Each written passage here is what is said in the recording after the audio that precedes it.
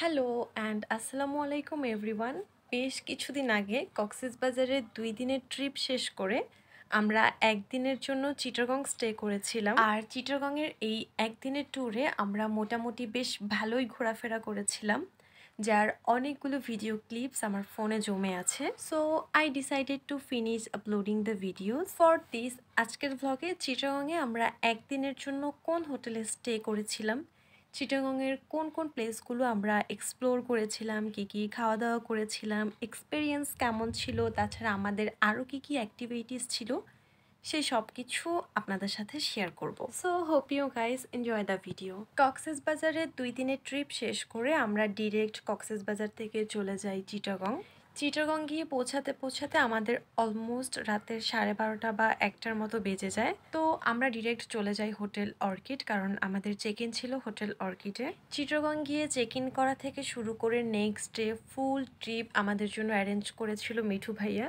I don't know if Mitu Bhaiya is watching the video, but thanks a lot Mitu Bhaiya and also Russell Bhaiya for organizing such a nice trip. যেহেতু অনেকটা journey করে এসেছি, তাছাড়া আস্তে আস্তে অনেক রাত হয়ে গেছে, সো আমরা অনেক বেশি টায়ার্ড ছিলাম। আর চিটাগংয়ে যেহেতু আমরা শুধুমাত্র একদিন থাকবো, তাই নেক্সট ডে আমরা একটু আর্লি বের হতে চেয়েছিলাম, যেন হাতে সময় নিয়ে প্রপারলি আমরা ওই দিনটা চিটাগং ঘুরতে পারি। তাই চেক ইন করা মাত্রই আমরা ফ্রেশ হয়ে রাতে আর্লি একটা ঘুম দিয়ে ফেলি, যেন নেক্সট ডে আমরা একটু রিল্যাক্স থাকতে পারি।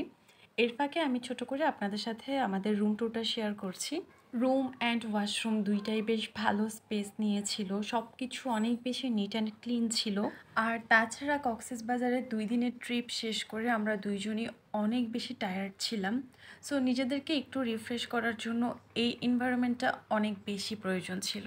আমাদের এই রুমে কিং সাইজ একটা বেড ছিল, প্রয়োজনীয় জিনিসপত্র রাখার জন্য বেশ বড় একটা ক্লোজেট ছিল, ফ্রিজ ছিল, টেবিল চেয়ার তো ছিলই, সাথে এখানে সুন্দর করে আরেকটা সিটিং অ্যারেঞ্জমেন্ট করে দেওয়া ছিল। এর মধ্যে ভাইয়া আমাদের জন্য ফ্রুটস অ্যান্ড ড্রিঙ্কস পাঠিয়ে দেয়, যেহেতু তার কিছুক্ষণ পরই আমরা সেহরি করব, তাই ওই সময় আর ডিনার করতে চাচ্ছিলাম না।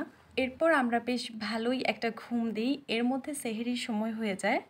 আর সেহরিতে আমাদের মেনু ছিল গরুর মাংস ভুনা, সাথে ছিল ডাল, আর ছিল অনেকগুলো বালাচাও। বালাচাও আমার এত বেশি পছন্দ, এই মেনুটা থাকলে আমি এটা দিয়েই ভাত খেয়ে নিতে পারি, আর অন্য কিছু না হলেও চলে। ইভেন কক্সবাজার থেকে আমি আর কিছু কিনি বা না কিনি, এক বক্স বালাচাও কিন্তু ঠিকই কিনে এনেছি, আর এটা খেয়ে অলরেডি শেষও করে ফেলেছি। যাই হোক, এর মধ্যে আমাদের সেহরির সময় প্রায় শেষের দিকে হয়ে আসছিল, তো আমরা আমাদের খাবারগুলো রেডি করে নিচ্ছিলাম, আনপ্যাক করছিলাম। ক্লিননেস অ্যান্ড প্রেজেন্টেশন দেখে ক্ষুধা আরও বেড়ে যাচ্ছিল। তাছাড়া আলহামদুলিল্লাহ সবগুলো খাবারের টেস্টই কিন্তু খুবই ভালো ছিল। খাওয়া দাওয়া শেষ করে বেশ লম্বা একটা ঘুম দিয়ে নেক্সট ডে আমরা রেডি হয়ে এখন যাচ্ছি চেক আউট করতে। আর আমাদের ওই দিনের প্ল্যান ছিল আমরা সারাদিন চিটাগং ঘুরবো, যতটুকু ঘোরা যায় আর কি। ইফতার শেষ করে সন্ধ্যার পর ইনশাল্লাহ আমরা ঢাকার উদ্দেশ্যে রওনা দিব। দেন আমরা চেক আউট করে নিই। আর আমাদের আগে থেকে ওইরকম কোনো প্ল্যান ছিল না যে আমরা কোথায় যাব বা কোথায় ঘুরবো। তো আমরা যেতে যেতেই ডিসাইড করছিলাম যে কোথায় যাওয়া যায় বা কোথায় ফুল ডে ঘোরা যায়। তবে সবচেয়ে ভালো দিক ছিল ওই দিন আমরা কোথাও একটা মিনিটের জন্য জ্যামে আটকাইনি বা জ্যাম পাইনি, খুব রিল্যাক্সে আমরা সুন্দর করে সারাটা দিন ঘুরতে পেরেছি। আমাদের যাওয়ার পথে আবার চিটাগং স্টেডিয়াম চোখে পড়লো। ওই দিন কিন্তু বাংলাদেশের খেলা চলছিল, তো অনেক মানুষ দেখছিলাম বাহির থেকে, রাস্তার পাশে দাঁড়িয়ে খেলা দেখছিল, এনজয় করছিল। আমরা যে সময়টায় বের হয়েছিলাম তখন মেবি দুপুর 2:30 বা 3টা, তো কম্পারেটিভলি ওই টাইমটাতে বেশ ভালো রোদ ছিল ওই দিন। তবে যেহেতু আমরা সন্ধ্যায় ঢাকা ব্যাক করব, আর আমরা চেয়েছিলাম ওই দিন ফুল ডে আমরা চিটাগং ঘুরবো, তাই এই সময়টাতে বের হওয়া ছাড়া আর কোনো ওয়ে ছিল না।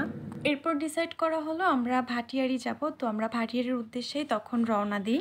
ভাটিয়ারি রোডে উঠেই লিটারেলি আমার একদম মন ভরে গেছে, এত সুন্দর রাস্তা, এত সুন্দর ভিউ, দেখে সব কিছু একদম ছবির মতো মনে হচ্ছিল। রাস্তার দুই পাশ থেকে খুব সুন্দর একটা গ্রিনারি ভিউ পাচ্ছিলাম, একদম মন ভালো হয়ে যাওয়ার মতো। রাস্তার দুই সাইড থেকে যত দূরে চোখ যাচ্ছিল শুধু উঁচু উঁচু পাহাড় আর সবুজে ভরা গাছপালায় চোখে পড়ছিল।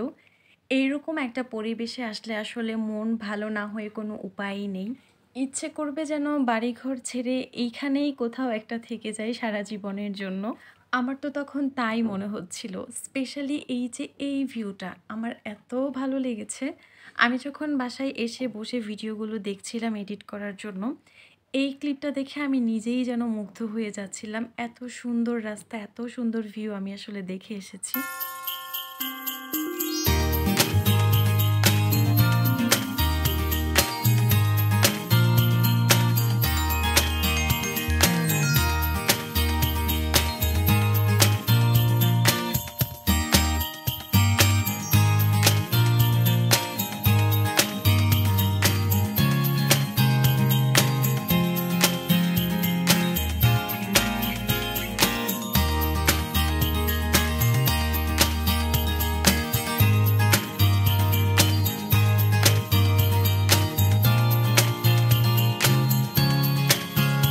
ভাটিয়ারির এত সুন্দর সারপ্রাইজিং রোড ভিউগুলো এনজয় করতে করতে আমরা এখন চলে এসেছি hill view park and cafe.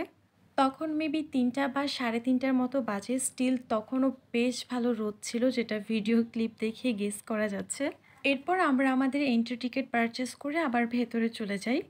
যেহেতু ইফতার করার জন্য আবার আমাদের ব্যাক করতে হবে, তাই এইখানে খুব একটা বেশি সময় নিয়ে ঘোরা হয়নি। তবে অল্প সময় নিয়ে পার্কে ঘুরলেও পার্কের এনভায়রনমেন্ট এত সুন্দর ছিল যে ওই কম সময়ে আমরা আসলে অনেক এনজয় করেছি। পার্কে ঢুকতে প্রথমে এরকম ২-১টা স্টল চোখে পড়বে, যেখানে ফুচকা, চটপটি, আইসক্রিম সহ মোটামুটি সব খাবারই পেয়ে যাবেন। তবে তখন রোজা ছিল বলে একদমই ফাঁকা ছিল। তাছাড়া আমরা যে টাইমটাতে গিয়েছিলাম অ্যাজ ইউজুয়াল ওই টাইমগুলোতে পার্ক এমনিতেই একটু ফাঁকাই থাকে। তো আমরা যতটুকু সময় ছিলাম ঘুরে ঘুরে পার্কটা দেখছিলাম। পিকচার ফ্রেন্ডলি খুব সুন্দর কিছু প্লেস ছিল, যেখানে আপনি দাঁড়িয়ে মন ভরে অনেক সুন্দর সুন্দর পিকচার ক্লিক করতে পারবেন। তাছাড়া পার্কের চারপাশে এত ন্যাচারাল গ্রিন ভিউ আর সব কিছু এত ওয়েল ডেকোরেট, পিকচার এমনিতেও সুন্দর হবে, সাথে আপনার মনও ভালো হয়ে যাবে।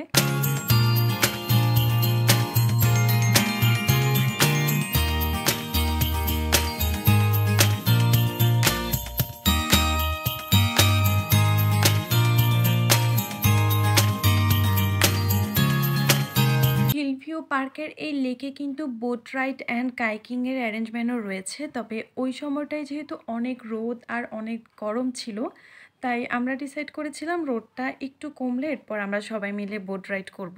পার্কে আবার দেখছিলাম সারি সারি অনেকগুলো আম গাছ। তো ওই সময়টাতে আম গাছে আবার ছোট ছোট আমের মুকুল এসেছিল, একদম অনেকগুলো গাছ আমের মুকুল দিয়ে ভরেছিল, যেটা দেখতেও খুব ভালো লাগছিল। আর এই হচ্ছে লেকের অপোজিটে অনেক উঁচু উঁচু পাহাড়। তবে এত রোদ ছিল যে এই রোদের মধ্যে আর ওই পাশটাতে যাওয়ার সাহস করিনি। এরপর আমরা হাঁটতে হাঁটতে পার্কের আরেকটা সাইডে আসি। এই পাশটাতে এসে আবার দেখলাম অনেক বড় বড় তাল গাছ, কলা গাছ। এই সব কিছু দেখে আসলে আমার একদমই গ্রামের ফিল হচ্ছিল। গ্রামে গেলে যেই ধরনের ভিউ পাই সব কিছু যেন এখানেই পেয়ে যাচ্ছি একসাথে।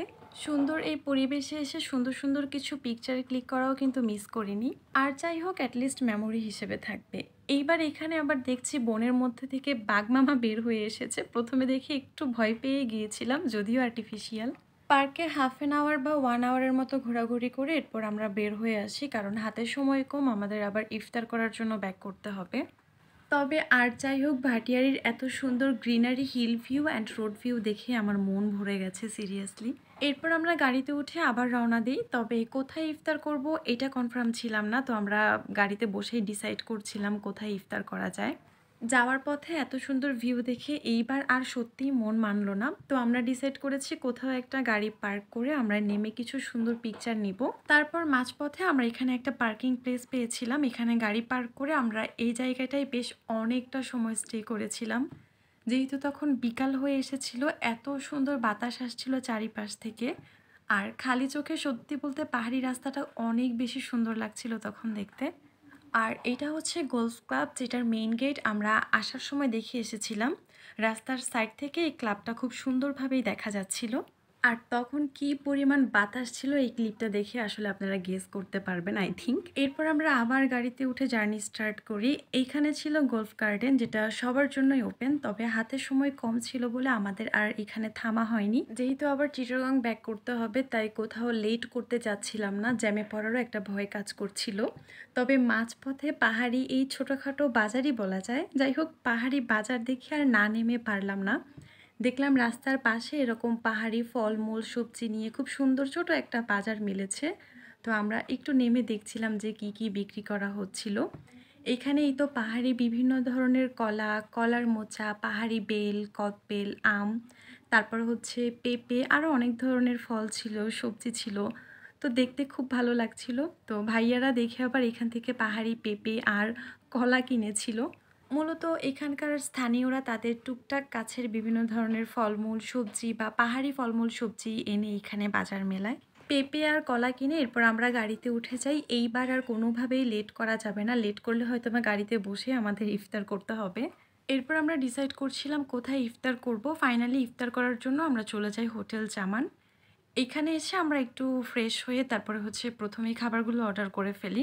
ইফতারের জন্য তাদের ওইভাবে ইফতারি আইটেমগুলো অ্যাভেলেবেল ছিল না, তাই আমরা এখান থেকে হায়দ্রাবাদি মাটন দম বিরিয়ানিটা অর্ডার করেছিলাম আর নিয়েছিলাম শরবত আর একটা ফিরনি ছিল। মিঠু ভাইয়া আবার বাহির থেকে আমাদের জন্য পেঁয়াজু, চপ, বেগুনি, বুট, মুড়ি, খেজুর, তারপর জিলাপি এগুলো এক্সট্রা করে নিয়ে এসেছিলো। আর পাহাড়ি বাজার থেকে আমরা যে কলা কিনে এনেছিলাম সেই কলা ছিল। আরেকটা জিনিস স্পেশাল ছিল, সেটা হচ্ছে মেজবান। এরপর আজান পড়ে যায়, আমরাও আমাদের খাওয়া দাওয়া শেষ করি। পেঁয়াজু, বেগুনি, চপ এগুলো আসলে যতটুকু খেতে পারবো ততটুকু খেয়ে আমি এবার বিরিয়ানিটা খুলছিলাম। খোলার সাথে সাথে খুব সুন্দর একটা স্মেল আসছিল। তবে ওই দিনের ইফতারে আমার খাওয়া বেস্ট আইটেম ছিল মেজবান। চিটাগংয়ের মেজবান এর আগে আমার ট্রাই করা হয়নি, তবে আমি খাওয়ার পর একদমই মেজবানের ফ্যান হয়ে গেছি সিরিয়াসলি। ওই দিনের ইফতার শেষে আর কোনো ক্লিপ নেওয়া হয়নি, কারণ সারাদিন ঘোরাঘুরি করে ইফতারের পর অনেকটা টায়ার্ড ফিল করছিলাম। তাছাড়া আবার যেহেতু আমাদের ঢাকায় ব্যাক করতে হবে, তাই একটু তাড়াহুড়োর মধ্যেই ছিলাম। ইফতার শেষ করে জামানের পাশেই যেহেতু টিকিট কাউন্টার ছিল, আমরা ডিরেক্ট কাউন্টারে চলে গিয়ে আমাদের টিকিট পারচেস করে এরপর হচ্ছে রওনা দিয়ে দিই। আর আমাদের 2 দিনের কক্সবাজার অ্যান্ড 1 দিনের চিটাগংয়ের ট্রিপ এখানেই শেষ। আলহামদুলিল্লাহ সব কিছু মিলিয়ে বেস্ট একটা ট্রিপ ছিল।